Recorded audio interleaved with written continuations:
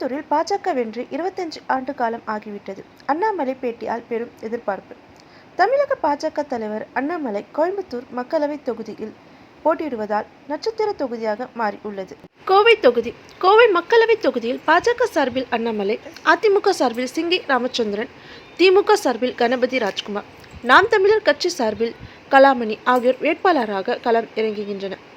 அதிமுக கூட்டணியில் பாஜக இருந்தபோது கடந்த 1998 ஆண்டில் கோவை மக்களவை தொகுதியில் பாஜக சார்பில் போட்டியிட்ட சி.பி. ராதாகிருஷ்ணன் வெற்றி பெற்றார்.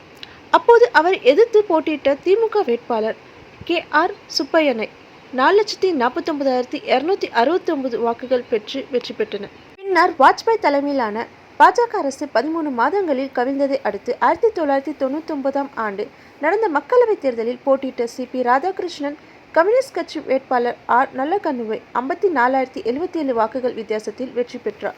அதன் பிறகு நடந்த 2004 மக்களவைத் தேர்தலில் இந்திய கம்யூனிஸ்ட் கட்சி வேட்பாளர் சுப்பிரமணியனிடம் சி.பி. ராதாகிருஷ்ணன் தோல்வி அடைந்தார்.